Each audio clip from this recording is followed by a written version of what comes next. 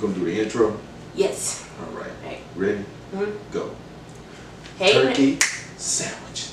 Turkey sandwich. Frontwards, backwards. You're supposed to do that with me. Okay. Dad.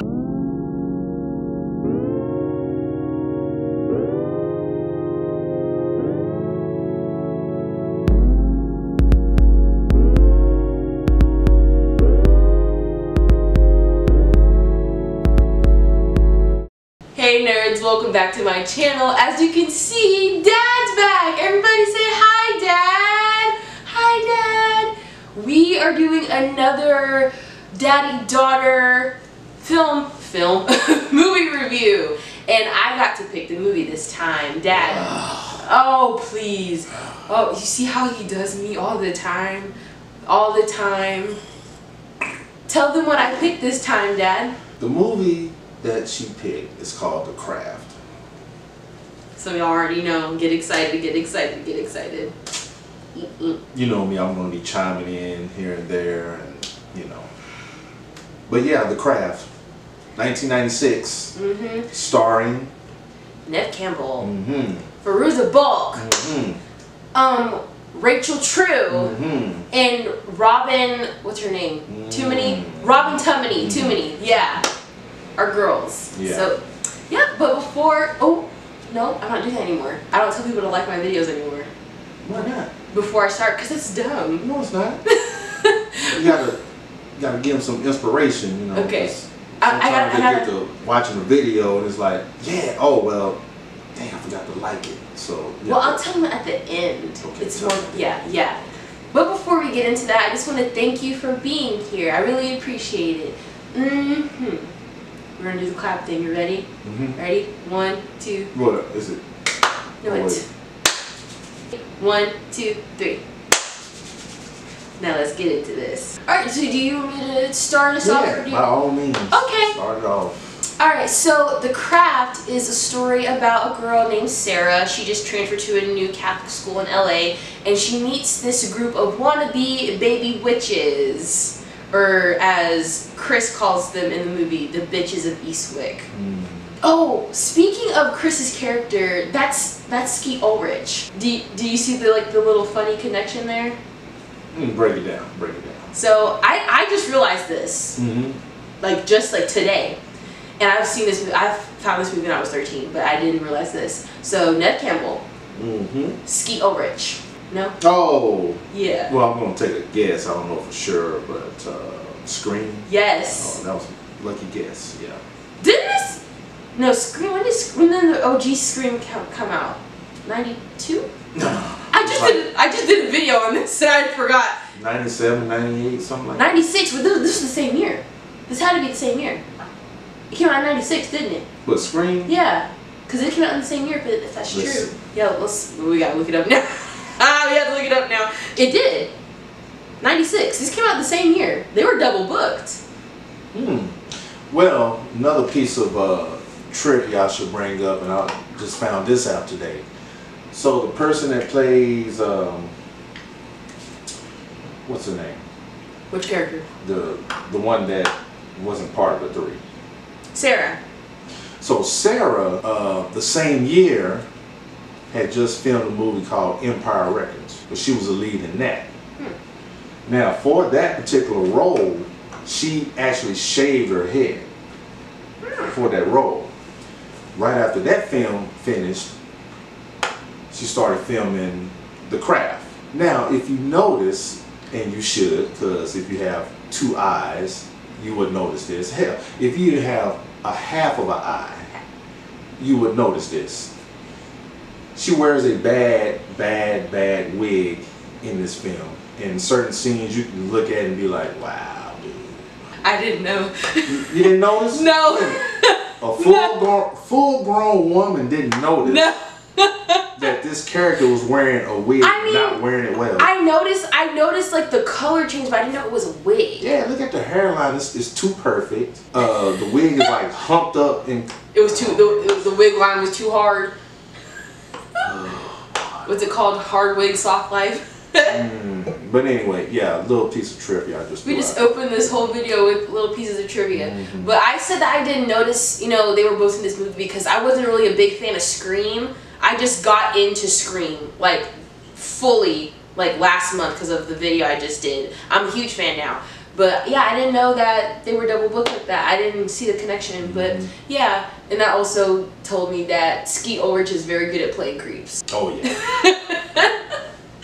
But yeah, so during this movie, she gets to bond with the girls, Nancy, Rochelle, and Bonnie, and they discover their newfound power with each other and within themselves, but they also learn that magic has both rewards and consequences. So what should we talk about first? Like, there's so much to talk about in this movie. Well. There's so much. Okay, I'll go ahead and dive in with no feet. Please, no feet? Yeah, with no feet. Head first? Yeah. If you ain't got no feet, you just gonna... No feet. I'll start saying that. Dive in with no feet. Just gonna fall over. That face. Yeah, because there's so many ways to go with this, man. So what I saw was, in the very beginning, this high school. It was, I say it was a typical high school. You know, you had your popular... Your typical Catholic school, you mean? Is that what this was? Yeah, Dad. You didn't see the cross over the building with the Jesus on it? Oh, in the beginning. Yeah, and they went to mass. They did? Yeah, they went to mass. Remember when she made Chris carry the books and they were in the church? That was at school. They had mass during school. It was Catholic school. Yeah. Okay, I thought it was just a school that required people to wear uniforms. You know, oversight on my part, but hey. Now you know. Yeah. So this high school, man, or Catholic school, whatever it was, it had, of course, your popular people.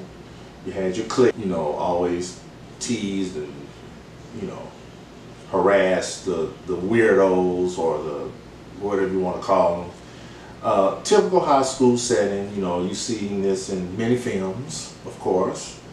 Nothing different here.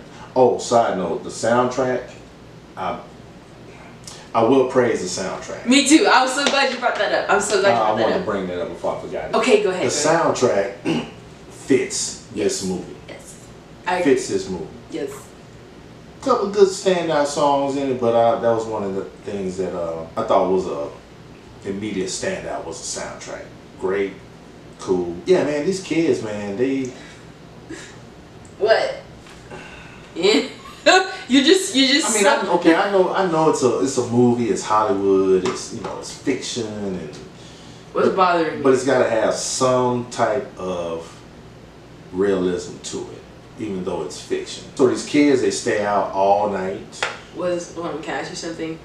Was the racism not real enough for you, or was it not real enough for you? Was it like cartoon character-ish? It was. Was it gimmicky? Somewhat comical. Because it's been years, if any, since I've heard the term Negroid. Negroid. Well, it was 96, so. Well, oh man, I want to say something, but it's too controversial. You might get too many comments. Say it anyway. Okay, cool. What do you think? Do you really think I care what comes out of my mouth? Do you think I'm going to care what comes out of yours? Okay, cool. Here we go. Yeah, the whole Negroid comment is probably the whitest I ever heard. And I kind of laughed at it. I was like, oh, cool. Okay, Negroid. Like, that's new. Yeah. I've heard lots of stuff. Some of them being said to me, but Negroid was not one of them. Yeah. So that had to be like a white thing. Yeah. For sure. Because I've never heard anybody in our family or community call someone else a Negroid. I heard everything else, but so I get what you're saying there. That had to be something. Now I don't know if they wanted to say the other word, and it was like, no, we can't say that. Come up with something else. But apparently it was a common like derogatory term, but I just never heard it used like in real life, you know? Yeah. But I get what you're saying. Since we're on the topic, just one more thing. Go. The chick. Which chick? There's so many chicks in the movie. Okay, the one that I usually have notes, but I didn't today. I figured I was going to free willy it, but it ain't working, so bear with me. She's gonna edit out a lot of this stuff. The chick, you're not gonna do it? That's funny. It's raw. It's authentic that you don't have any notes. It's authentic. Well, see, don't believe that, because there was a part in another video that we did that she just took out the best part of the video. We're not talking about that right now. Because... So, I need all of y'all that's watching to comment below in the video. No. In the video. No. No. Hey, Talia, we want unedited videos from you. Okay, but here's the tea. So, this footage that he's talking about from the last video we did together, it no longer exists. Because up until now, I was never saving any of my raw footage for my videos ever. I only saved the finished products. So the clip that he is talking about and ranting about currently, and as you'll see, he's going to keep going, it doesn't exist anymore. So before y'all start piggybacking onto his little rant, the clip no longer exists. It cannot be recovered. It has been deleted, because that video was like a month ago, and I've been deleted that raw footage from that video. But enjoy the rest of my dad's rant. Okay, bye. And she just sat here and said, yeah, you could be raw and, you know, stuff I say in my video, but when I get on camera, she want to edit it out. Yeah, it was just that one thing, because it's the way that it wasn't what you said, it's how you described it. Like it was a beautiful thing. It was. It was. Okay, but getting back on topic. Yeah, comment in the video below. Tell her the previous video that we did, she edited out a part. I need all the comments to say, Talia, put that part back in. Talia, put that part back in. If you're from French, Talia, put the part back in. You know, wherever country you're from, tell her to put that part back in, since she's a connoisseur of raw and unedited, you know, commentary.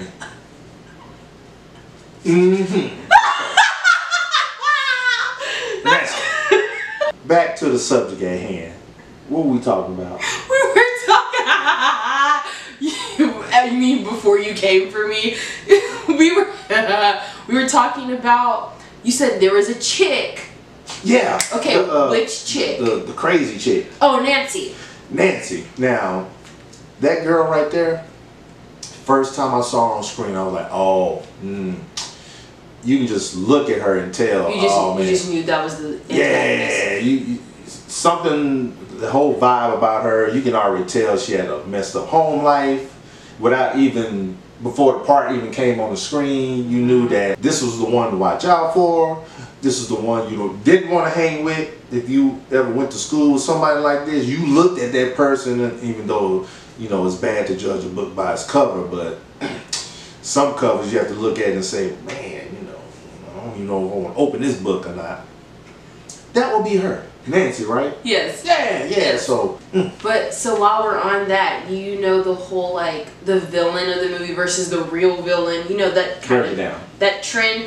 Okay, so this is, like, for all movies. So, there's, like, this thing where it's, like, the villain of the movie, and it's, like, you know, the antagonist that was painted to be, you know, the villain. And then you have the real villain that's, like, you know, not, you know, it's not in the script that they're the villain, but people have come to that conclusion that they are the villain. So I don't know what an example would be. Dreamgirls.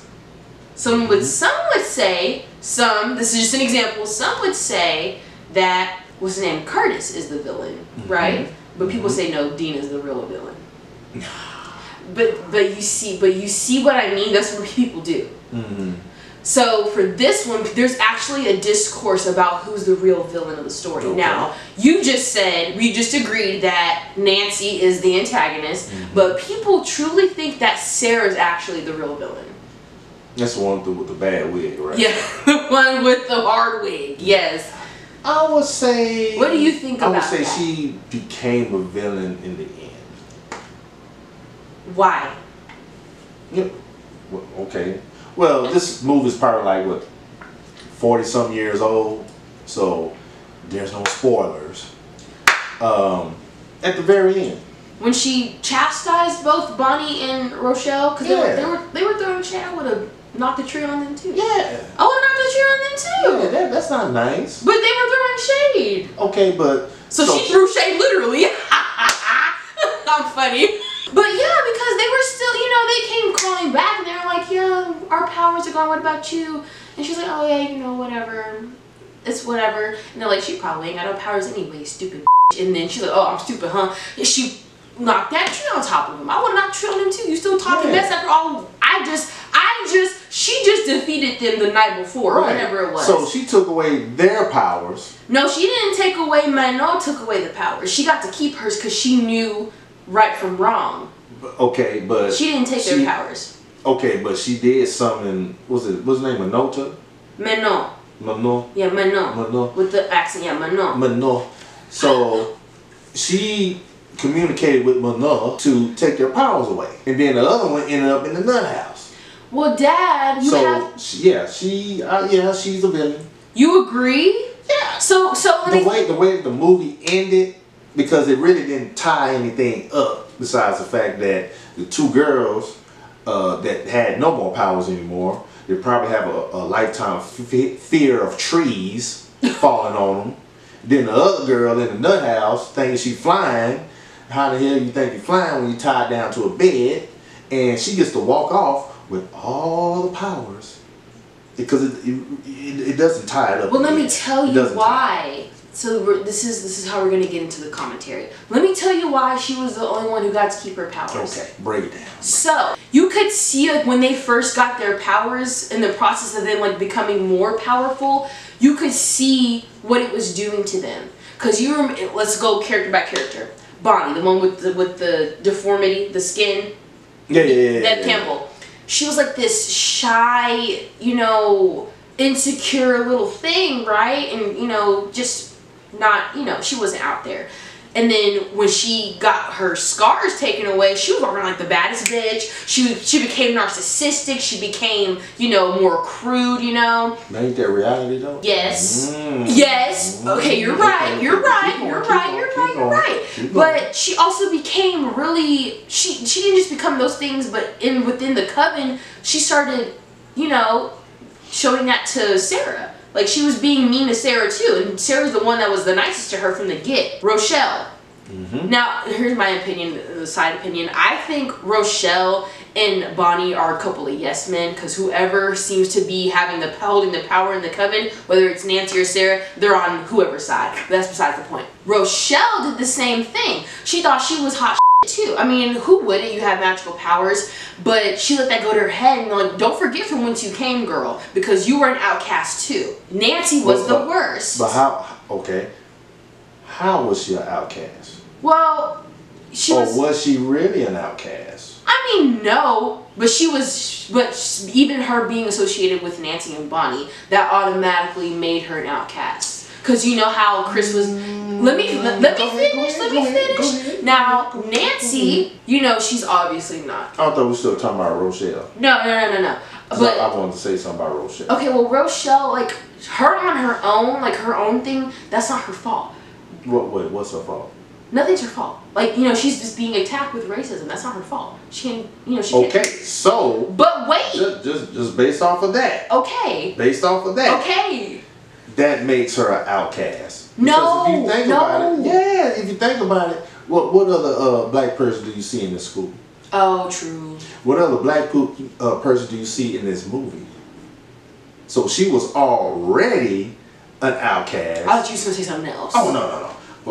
But I agree with you though. Yeah, I agree with she you was already outcast outside of the fact that she hung with, these other girls. But I still say that's not her fault though. Oh, no, it's not. It's not. But I agree with you. Because that's not fair. It's not fair. It's not. It's not fair. It's not. Yeah. But you're right. She was an outcast alone just by that. But she's also an outcast being associated with Nancy and Bonnie. Nancy, yes, she had a hard home life. She was being abused by her stepfather, all that stuff. And then she was also taken advantage of by Chris. We learned that in the beginning of the movie. But Nancy was the worst. And now, I don't know if you noticed this. Now, both rituals in the movie when they were trying to get their powers. So the first one, they were doing the wine thing. I drink with my sisters. and they all said something that had something to do with, like, you know, not just them, but what they wanted out of the world. Like Sarah wished that, you know, she could love herself, and others can, like, allow others to love herself too. And then Bonnie wished to be as beautiful as she is on the inside, on the outside. And I forgot what Rochelle ever stepped out. But Nancy wished to take in all the power of Manon, and that was it. But yeah, when they were doing the I Drink With My Sisters bit, all she wanted was to take in the power of Manon. And they were like, that's it? You don't want anything else, like, for yourself or for others? She's like, no, I just want to take in the power of Manon. That's all I want. She was power hungry from the get-go. And then, when they were at the beach invoking the spirit, calling all the towers of the east, the west, the north, and the south, you're supposed to say, hear us, like, as the coven. She said, hear me, and Rochelle had to correct her, said, hear us, hear us. She'd been power hungry, you know? And so she was the worst one. Like, she was the worst one. She got high off of that power, and it went to her head. That's why and then Sarah, she's not innocent either. She manipulated a whole human being into falling in love with her. She's not innocent by any means, but she was the only one who learned from the consequences and distinguished right from wrong. They weren't gonna stop. So that's why I say, I don't think Sarah's a villain, but she's not innocent by any means. I still think Nancy's a villain because she was trying to do some crazy stuff. You know what I mean? But that's just me. Think about this. I think, because I've had several issues with this movie, and I'm going to give my complete review at the end. I might just do it now and keep talking about it. Think about everything that happened in this movie. The way that it happened, the way that people were being treated, the way people somehow got what they thought in their mind was vindication, revenge, or whatever you want to call it. Think about this. Let's say we took out the whole witchcraft theme of the movie.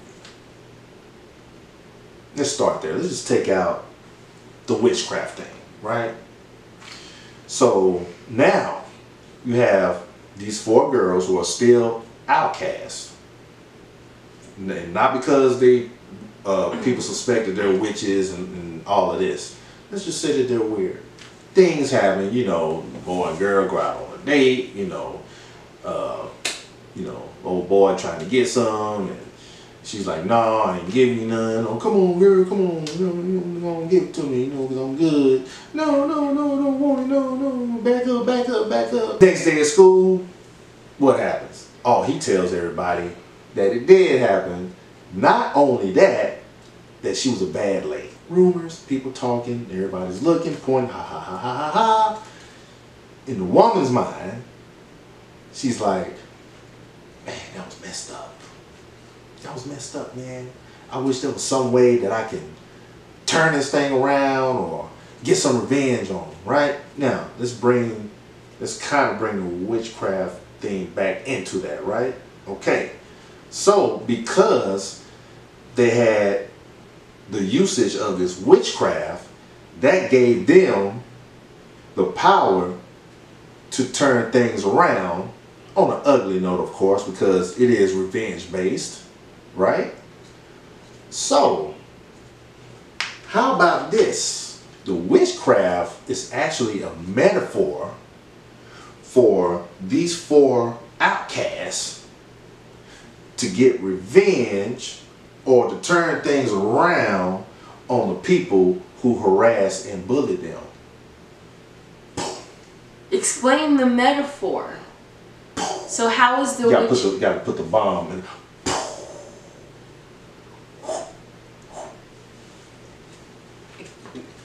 Can you put that bomb thing in the video in post-production? I can try. Okay, yeah. But you want me to break it down some more? I didn't explain it right? Well, you know, I get it, but like I need like why and how is the witchcraft the metaphor for them getting revenge? Because think about it. In reality, well, depending on how you look at it. In reality, what really happens when these type of things happen, right? What really happens? Look at your headlines. Look at your headlines. What happens when you got a group of outcasts who is looked at a certain kind of way, who is perceived a certain kind of way? At some point, they're going to do something when they get to their breaking point. Now, reality teaches us that, okay, it may go as far as a school shooting. Because think about it. Look at all these cases with the school shootings. What is the basis of why the school shootings happen? Bullying. I get it. You get it now? Yeah, I get. Good, great observation. So the witchcraft, they threw the witchcraft in there because I guess it looks cool and gives you an opportunity to use special effects and that type. Now, here's my issue with the movie. What's your issue? Now, I feel like if you're going to go there, go all the way there. I mean, hey, it's a movie. It's a movie. Side note, the film was inappropriately rated. What's the rating on it? It's R. But the whole time I'm sitting there watching it, I'm thinking, where's the R? There's no blood. There's no nudity. Except for, oh, I gotta say this. You know I gotta say this. Except for a scene, and nobody probably noticed this, but why I noticed it, I don't know. Maybe because it was in my face and it was in a close-up. There's a scene where they're walking down the hall in school. Mm-hmm. Oh, I know what you're talking about. Yeah. You can see your nipples through. Why? Why? That was the style back then. No, it was not. Yes, it was. Burn the bra, like no bra thing. The no bra movement was a thing in the 90s. Free the nipples. Yeah, that's what it's called. Free the nipples. Did I miss that? At school? Well, yeah, like, no, Dad, not at school. I get, like, your reaction, like, why at school? But here's the thing. The free the nipple movement was very much a thing in the 90s. But here's the thing. They still had on bras. I don't think Furs was wearing a bra. It didn't look like it. Roll the clip. Okay, when we come back, we're going to talk about it again. Okay. 5, 4, 3, 2, 1.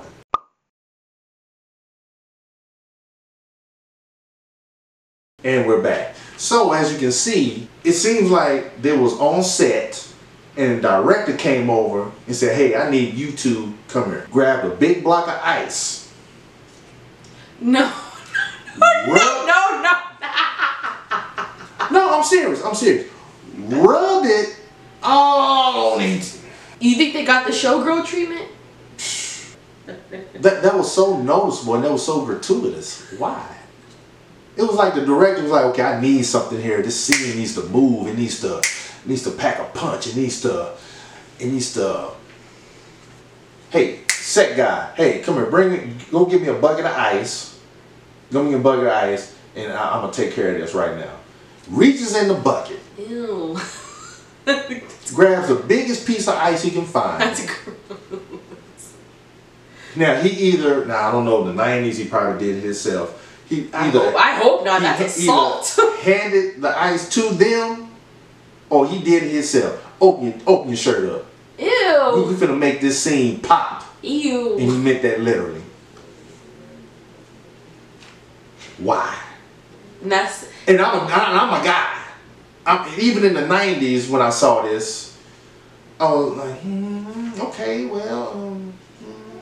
So my thing is, yeah, it's a difference between going there and going off the map. Now, this is an R-rated movie. I need you to give me an R-rated movie. And don't just give me 4 hard nipples walking down the hallway. To be fair, I felt the same way with The Color Purple. How is that not rated R? We're not going to get into that. I even said that in the video that I did on The Color Purple. That was rated PG-13, and if you've seen the OG original Color Purple, you know what I'm talking about, but that's for another. Well, no, we can do it right now. But this is about the craft. We gotta finish our thoughts on the craft. Tell you what, stick around. We may do just a whole nother video and talk about that. But anyway, the movie was inappropriately rated, and another little piece of side trivia. The director actually wanted to shoot this as a PG-13 movie. That's what I thought it was. Cause you know, I didn't look at the rating. I mean, I found this movie when I was 13, and I know it was a little grown up for me. But I feel like it was targeted towards teenagers, and if it was, Why is it rated R? Glad you asked that question. Okay. It was rated R by the MPAA because, as you know, we're going to have to do another video on that too. Yeah. The MPAA doesn't get it right all the time. No, apparently not. Their reasons were that they rated it R because the idea of teenage girls practicing witchcraft. Those damn Puritans. Why did I just know before you finished? I knew it. It was the religious people. I knew it. Cause you know that. The MPAA. Now, if any of those people are in the MPAA, then well, okay. Yeah. But you know the standard of religious or controversial religious topics, and then you know a decade before it was that whole satanic panic thing. Yeah. And the director was like, well, hell, if y'all gonna stick me with an R, I could have went in and did my original vision of the movie. Because think about it, it only had one F word that I remember in it, but outside of the hard rock nipples, there were no nudity, there was no sex.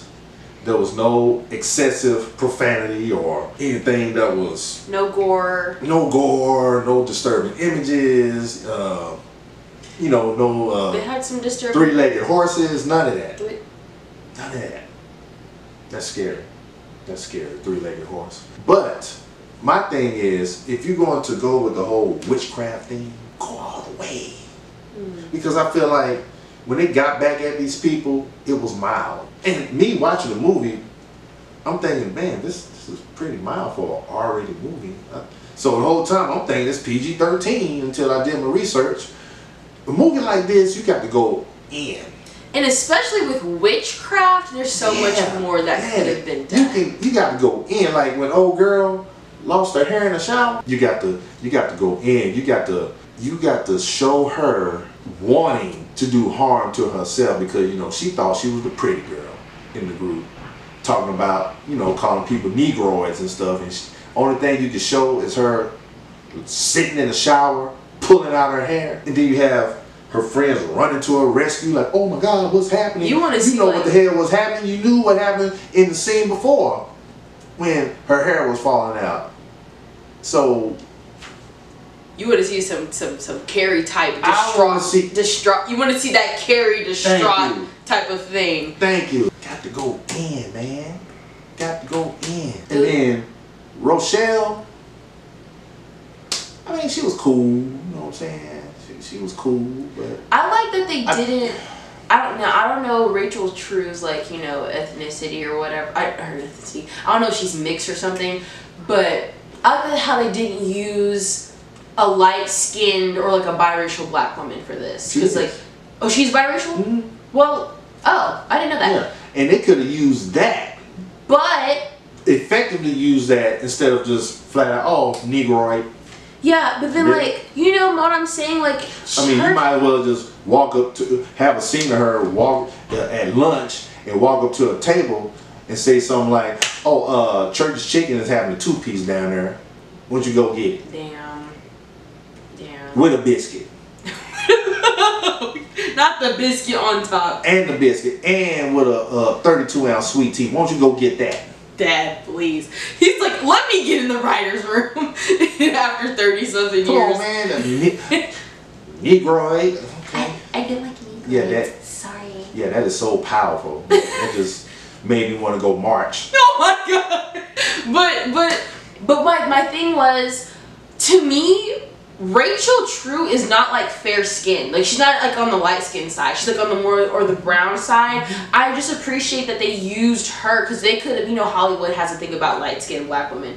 Oh, there's a black girl, but she's always light skinned or biracial, or she's half black. I appreciate the movie for using like, well, she is biracial, but like her skin tone is more on the browner side because they always go for the lighter black people. But to that, let's talk about some commentary between, like, on Rachel and Laura, the white girl that was racist to her. So, you know, when they were in the locker room and stuff, and she was like, oh, there's a pube in my brush. Oh, wait, it's one of Rochelle's nappy hairs. Remember that scene? Mm-hmm. Yeah. So, you know me. I like to reach. I like to reach a lot. But to me, when Rachel, I keep calling her by her real name, Rochelle, like, let me taste it. Water. Do it again. Water. Like I was saying, you know when her hair started falling out, right? Mm-hmm. So here's what I saw that as, especially watching it recently now and me being an adult and having some more knowledge on my plate. I think that was the movie's way and Rochelle's way of deconstructing the European beauty standard that is here in America. You say reconstructing or Deconstructing, like destroying it. Because, you know, people want blonde hair, blue eyes, those Eurocentric features, and she was like saying how her hair is beautiful and Rochelle's is nappy. Now you don't have any of that beautiful blonde hair. You're bald. You're bald. That's what I thought. I know it could be reaching, but that's how I see it now, you know? I always knew it was like a powerful thing that, you know, she was retaliating against her, like her racist bully, but seeing with a new set of eyes, I'm like, I see that. I see that for, like, you know, when I watch it, you know? But good, man. And then another piece of commentary I want to talk about, you reverting back to what you were talking about, you know, about teenagers. Mm-hmm. This is a really good commentary on the teenage girl. Mm-hmm. Now, Dad, you raised 4 teenage girls. He's a girl dad. Great one. But let me tell you, me being a teenage girl once, growing up around other teenage girls, those are the most evilest, that's not a word, those are the most evil, most vicious people on the face of the earth. It's a word. Evilist is a word? Yeah. It doesn't sound right For to this me. podcast, it is. Evilist. But those are the most, like, vain, vicious people on the face of the earth. I'm not kidding. Like, you know, thinking back to high school, teenage girls are, like, evil. They're evil, especially the ones who think that they're hot. They are evil. And I'm pretty sure some of y'all can attest to that too. So we see all types of teenage girls, you know, in this movie. We see teenage girls like Laura. We see teenage girls like Nancy, like Sarah, like Bonnie. And it's just, on top of the commentary of the teenage girl, it's like the power that a teenage girl has. And so we know that all 4 of these girls have troubled pasts and they bond over that, right? And so when they finally come into their power, they're taking that back. They're taking their power back. And they've all been wronged, seemingly by men. I don't know about Bonnie because she was just, we really don't get a detail on like how she got burned. I may have missed that. And then we don't get a Rochelle backstory either. Her story is just that, you know, someone's being racist towards her. But we get a backstory on Sarah, we get a backstory on Nancy, but not really. We get a little bit on Bonnie, but we don't know how she got burned. And then Rochelle doesn't have a backstory. She just has a bully who's racist towards her. But the power of that teenage girl, you know, not only coming out through witchcraft, but in a social aspect, because now you have to deal with drama. Drama, not just between you and Manuel, but like between you and your sisters of the coven, and then also with other girls in the school. See, me watching this as a 13-year-old girl, I'm like, oh yeah, this is, imagine how, you know how I said they were like ruthless? Imagine a teenage girl with magical powers. Exactly what I was saying earlier. Like, the witchcraft just makes it worse. Like, they're bad enough on their own, like just regular teenage girls. And another piece of commentary, if I may. So you know Bonnie, the one with the scars. Her beauty was skin deep the whole time, no pun intended. It was skin deep the whole time. Because, you know, she wished to be as beautiful as she was on the outside, as she is on the inside. And when she got her powers and started feeling herself, her true form came out. I'm like, yes, physically you are beautiful, but your attitude and your personality is nasty and ugly. That's ugly. You've always been ugly. Like, scars be damned, like spell be damned. You're ugly. That attitude's nasty. Your personality's ugly.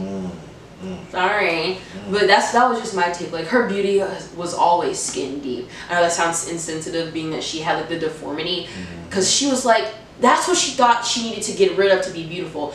And we all know Neve Campbell is gorgeous, but it's just like, beauty isn't just a physical you know, aspect. It's how you treat people. It's how you treat yourself. It's how you carry yourself. You know, it's not just like a physical thing.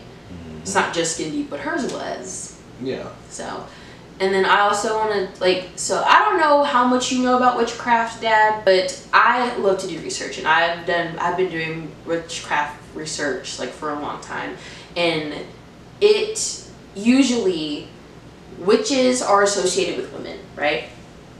And you know about the Salem witch trials and stuff like that. And back then, in like the 1600s, a woman doing things for herself that women weren't supposed to do, that was witchcraft. Like, you know, being outspoken, burn the witch. Being smarter than a man, burn the witch. Telling a man no, burn the witch. And it's just like, so yes, they were practicing witchcraft, but the people who were like accusing them of being witches, they were just conceived as different because maybe they didn't fit into their social norm, which they didn't. And what if they just told them to F off? So automatically you're a witch. You're outcast and you must be a witch. Especially in a setting like a Catholic school, which that's a whole nother conversation. See, they could have. But I want to talk about something. I'm going to ask you something. Did you know that Manon is not like a real entity? It's just fictional for this movie. Yeah. And the description of him kind of reminded me of like some voodoo stuff. Because you know how Nancy said if God and the devil were playing football, Manon would be the field that they played on. That kind of reminded me of Damballa from voodoo, you know, religion. Because he is older than God, and he helped God build the world. Like, he is the world. He coils around. Kind of reminded me of that. I don't know if that was like inspired by that, but that's just me. You know, and Interesting. Yeah, Interesting. and I love the clothes. I love the clothes in the movie. Like, the clothes are just, it's like quintessential grunge 90s. You know, especially the outfits. It was a school uniform. No. Well, yes, but like I'm talking about their other clothes too, Dad. Did they wear other clothes? Yeah, they had some fits. Well, I know the chick. Nancy. Nancy, yeah. Yes. But I didn't notice anybody else wearing anything other than their uniforms. Yes, they had looks. They were serving. It was looks, you know, especially the looks when they got off the bus and they were in the woods. I love those. But let me check my notes because I feel like I left something out. Let me try to hit everything. While she's searching the notes, do you think maybe Nancy, that's her name? Yeah. May have been, and still currently as of the movie, up until the end. Yeah, it might have been a little, she may have been dealing with a little of molestation from a stepdad, maybe, no? What do you mean? How do you mean? So there's a scene where she's just getting out of the shower. Yeah. And the dad, or the stepdad, whoever he is, just raises up her dress. Yeah. That was a little, if you didn't catch that, to me, that was a little implication of the type of household she was living in. And the mom kind of like turning her back and not saying anything or not thinking anything of it. Yeah, probably she was, but yeah, see, stuff like that, like, of course you got to see Nancy's backstory. You got to see a little bit of Sarah's, even though it wasn't a whole lot. As far as the other two, oh well, outside of the skin girl, Neve Campbell, Bonnie. Yeah. Bonnie, outside of that, and nothing on the black chick. Yeah, nothing on Rochelle. And then my thing is, they had to give the black character the issue of dealing with racism. Like, yes, it's a reality. See, that's at school. Yeah. But what about her home life? Right, like what is she going through personally? They could have made her socially anxious or something. They could have gave her anything else, but it had, because she was the black character, it had to be racism. They could have gave her anything else. Just so she can have a backstory. As a matter of fact, they could have even went as far as saying, look, okay, I'm a black girl. Chances are I'm staying in a white neighborhood. Chances are when I go to the store, they don't have the right products for my hair. Matter of fact, there's not a hair store in the neighborhood. Maybe she has to drive out to go get some Dark and Lovely. Could have been a little. Maybe she has to drive out to go get some Motions. What's that little blue cream? What's that called? Blue Magic. Maybe she had to go out to buy a $6-7 can of Blue Magic. Maybe that affected her, made her mad, and made her want to practice witchcraft. I don't know. Any backstory, anything. They could have given her something, because Anything. literally everyone else had a backstory or a troubled past. And not saying that her maybe she could have even had in the past a white boyfriend. A white, which is nothing wrong with that, but could have had a white boyfriend.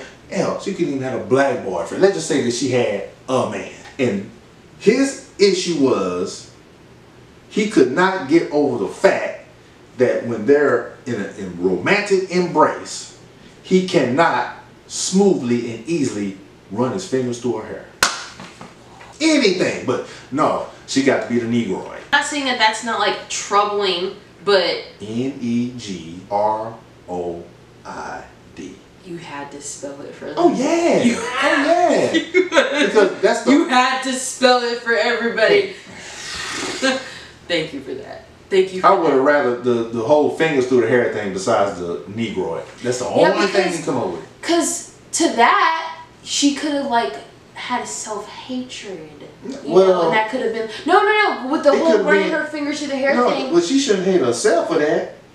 The dude got problems with that because I'm gonna tell you something. If you can't run your fingers through her hair, you can grab it. Oh. Come here, girl. Come here. Hey, there's 3.5 ways to skin a hog. Remember that. 3.5 ways to skin a hog. If you can't run your fingers through her hair, just grab it. They love it. They like it. That might strengthen your relationship. Backstory. Boom. I'm gonna move on. That's what I'm gonna do. Oh my god. Oh, side note. Just telling you. I don't know if I've said this already, but every time I hear Neve Campbell talk, I can only hear Kiara from Lion King 2. Because that's the first thing I ever saw her in, or like saw her in. Who? Neve Campbell. She's in what? Lion King 2. She's Simba's daughter. So whenever she speaks, that's all I can hear. That's all I can hear. Because before I saw Scream, before I saw The Craft, Lion King was like the first movie I remember watching, you know, like ever. And it's one of my favorite movies of all time. But Lion King 2 came naturally with that. But every time I hear or see Neve Campbell and I hear her talk, all I can hear is Kiara from Lion King 2. Especially when she was like crying in the movie and I was like that's Kiara. I can't picture, it's in my head. It's like, you know, it's like when you hear Eddie Murphy talk, all you can hear is Donkey. It's the same thing. Well, that's a generational thing. Because, you know, Eddie's been out since the early 80s. Yeah, I know. So there's a whole different generation, the Shrek generation, that knows Eddie like this. Someone like myself, and maybe a few of y'all out there, know about Nasty Eddie. Stand-up comedy, you know about Delirious Eddie, Raw Eddie, Saturday Night Live Eddie, Party All the Time with Rick James Eddie. So there's different generations of Eddie. She's a Shrek baby. I wear that badge with pride and Shrek honor. baby. And that's good, that's cool. I wear that badge with pride and honor. I'm Dirty Eddie. Dad, we should make a video about all the Shrek movies.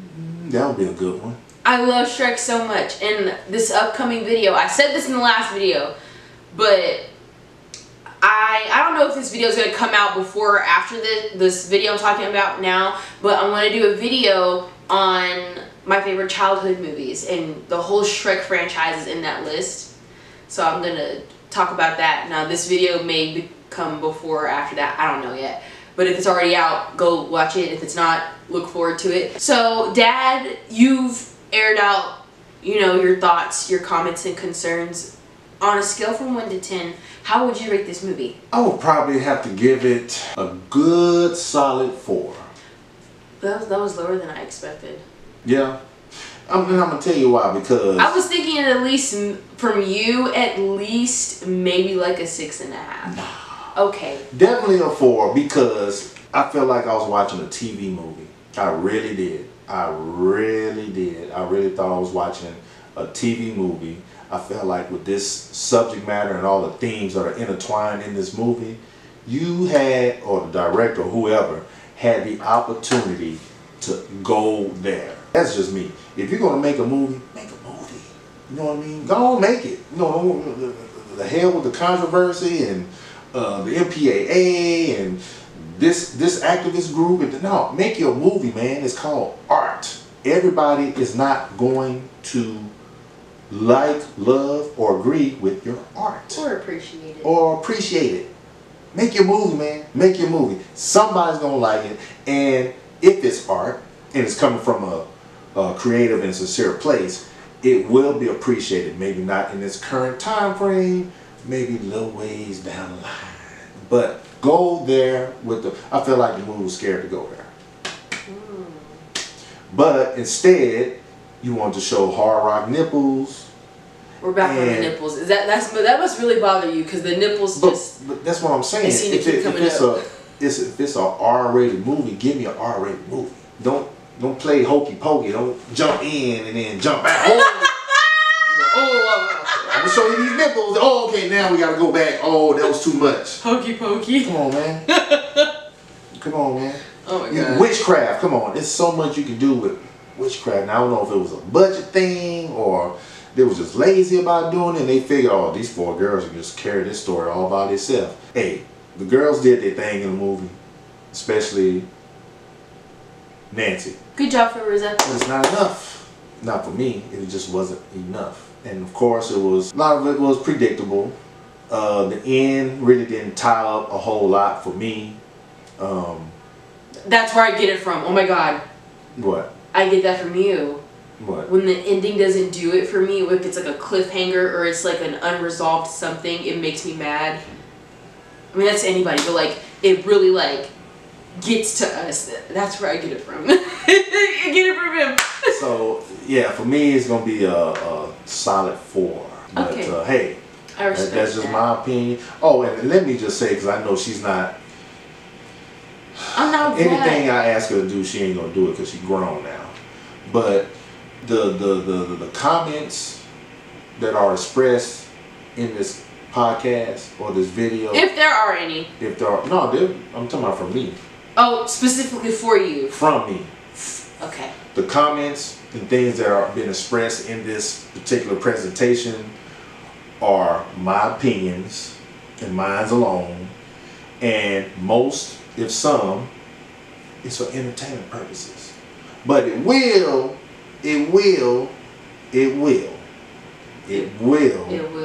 make your ass think. So with that being said, The Craft, cool for a TV movie. Hey, maybe even I can see this being like the top film in Lifetime history. Oh, okay. That's where I have to disagree with you. But keep going. And as expressed in my last video, be looking out for my movie on Tubi. Dad, please stop plugging your... Because movies like this. No. Movies like this. I think this might be a generational thing. But I saw it when it first came out. Oh, you still feel the same way? Yeah, I was like... Oh, okay. Okay, The Craft, yay. Yeah, man. Movie coming up soon on Tubi. Tubi. Shout outs to the actors or the actresses that, you know, did what they could. So, yeah, The Craft. And like I say, yeah, I agreed to do this movie because I made her do Dolomite on the last video. And she really didn't want to. But, hey, we do things for our kids because we love them, you know. And guess what? On that note, I get to pick the next movie. Can we pick the next movie together? No. Oh, okay. No. Why? But because it's my turn. We're going turns? Yeah. It's my turn. But hey, this movie you're actually going to want to watch again. Again, I've already seen it. Oh yeah. What is it? Should we tell them? Tell them. Tell them. We are going to, on the next video. Ready? Here we go. You have to pause because that little pause causes like anticipation, and everybody's like when they see it like this, like, what is he gonna say? What is he gonna? So that when you see me pause like that, y'all should be doing this. They should be leaning in. Yeah, like, what is he gonna say? So here we go. We're gonna try this again. So the next movie that we're going to review is the 1986, now regarded classic, Under the Cherry Moon. I can get with that. Okay. Fine. Okay, fine. Yeah. Now that you Mountains.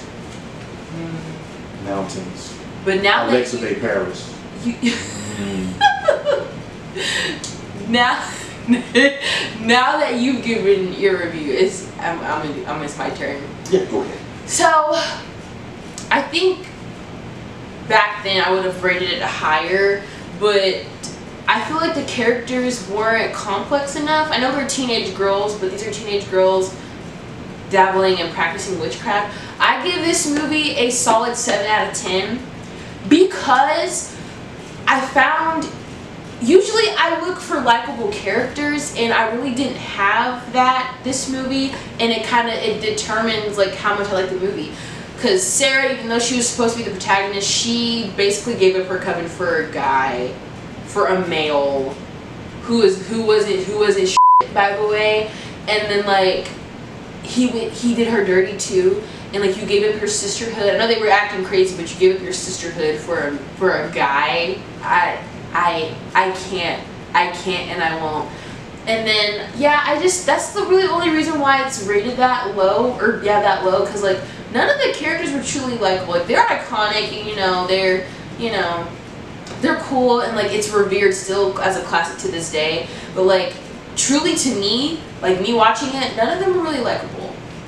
Not even in their lowest moments, like before they were like daughters of my mom, but like still, like I was like, yeah, but I still like it. I think it's like a nostalgia thing for me because it was during that time where I was discovering a lot of stuff, and this was something that I'd never seen before. So yeah, 7 out of 10 for me. Yeah, that's my rating.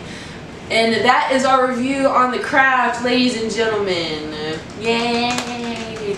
Dad, thank you for watching this and coming back to do another with me. I don't know what video is going to be after this. Because at the point of filming right now, I have a lineup of doing a video of Love, Death, and Robots and my favorite childhood movies. So like it's been in between those two. Those will probably be out before this one, or maybe those will be out after this one. I don't know. We're going to see what happens. But yeah. Dad, any last words before we sign off? Yes. Why? What was up with the homeless dude and the snake? I always thought that he was like, not a prophet, but definitely some kind of spiritual, supernatural being. I thought so. I think he was like a physical manifestation of foreshadowing, because he had that snake, and then what happened at the end? All those snakes. See, this is exactly what I'm talking about. I guarantee you, if you took that homeless guy out of the film, it wouldn't have made no difference, because he served no purpose. He served no purpose in the film. That's what it's just like me making a film about making a church movie, and we all in the congregation, we all singing, we all clapping, and yes Lord, yes Lord, yes Lord. Then all of a sudden, the hippopotamus walked down the aisle. What does it have to be, hippo? Exactly. Exactly. What does it have to be? That's the first animal that just a hippo. Just a hippo, man. Come on, man.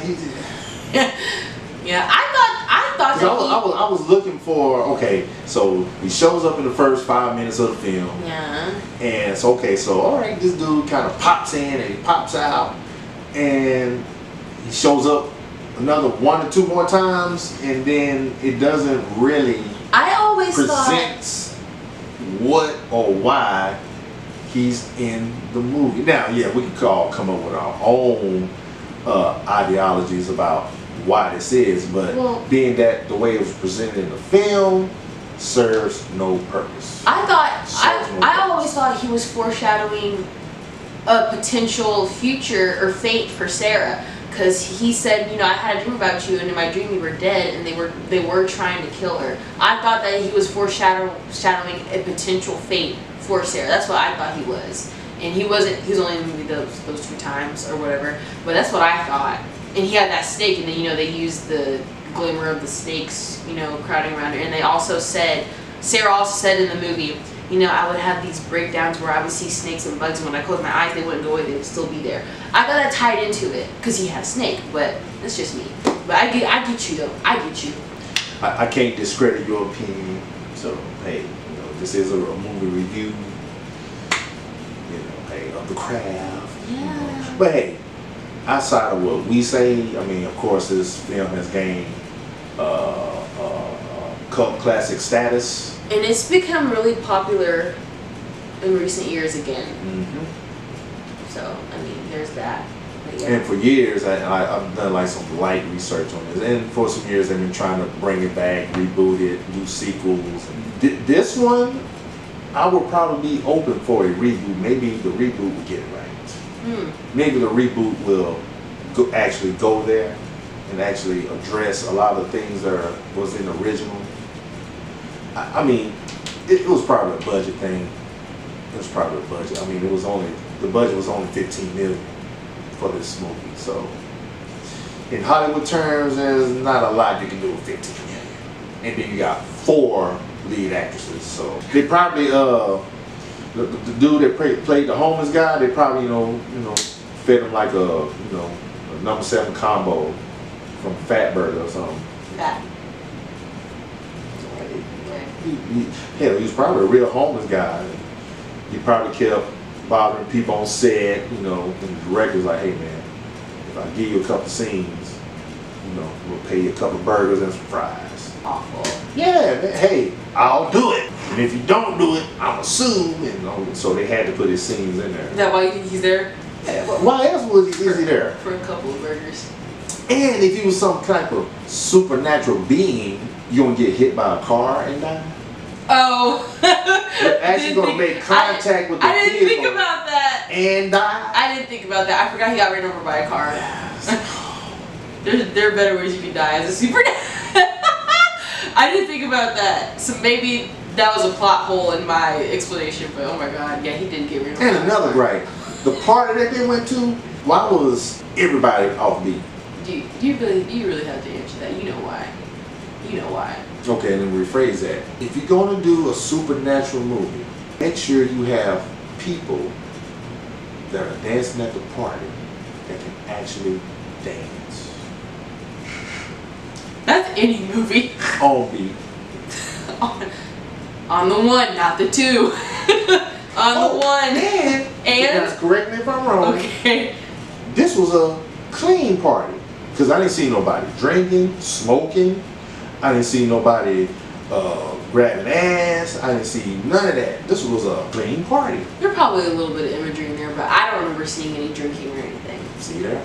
You gotta go there, man. I mean, I could watch it again, You gotta go there. But I get it, budget. Okay, cool. I know that that number 7 combo may have hurt the budget, but I get it. Next time, Under the Cherry Moon. Yes. And Petey Wheat Straw. No, Dad, see, yes, you said just the one. You said Under the Cherry Moon. But you know, when we do mines, when it's my turn, we gotta do double features. I don't know how much more Rudy Ray Moore I can take. See, this one actually had a storyline. But I have a tolerance. No, you don't. Yes, yes, I do. Wait a minute, if I said through the crab, you're gonna sit through the devil's son-in-law, Petey Wheat Straw. Dad, just because I came directly from you does not mean we have the same tolerance for Rudy Ray Moore. But hey, we got to appease the fans out here. They don't even know what that is. We have to turn them on to entertainment not that they that, may not know about. Not that kind. Oh yeah, oh yeah. They're gonna hate leaving. You know, like I always say, tomato, tomato. No, not. Oh my god. That's his new catchphrase when he does tomato, tomato. You have to do that. Oh. Okay. Thank you. But we've taken up enough of y'all's time. So that concludes our video for today. Please leave a like and a comment if you made it to the end of this movie. What do we want to leave? You gotta tell them to subscribe too. Subscribe to the channel. Dad, that's a part of my bit. I didn't make it there yet. Okay, if you made it to the end of this video, comment a black heart, please, and thank you. No. Black heart don't show up on comments. Yes, it does, Dad. Oh, if you have the white thing. No, it shows up. Period. It's an emoji. Well, see, mine is black, and if you do a black heart, it ain't gonna show up. Dad, yes, it will. Let me show you. Yeah, show me. Black heart. Okay, cool. Black heart. Yeah, comment a black heart if you made it to the. I think I have to show him all that. If you made it to the video, and subscribe if you want to. I'll see y'all. No, just subscribe. That would help out a whole lot. Don't even think about it. Just hit the subscribe button. It's there. That's why they put it there. Just subscribe. I mean, because you're going to keep getting fantabulous content like this and the stuff that she posts. Man, it's provocative. Thank you, Dad. It's provocative. I appreciate that. Thank you. You got to see the punch to the gut when you see these videos, man. You know, she already got about 113 videos on her channel now, probably more. I have 55, thank you. Well, she will have 113 videos. And she's going to be posting all kind of content, man. I'm trying to take. We'll see y'all on the next go round. Okay, bye.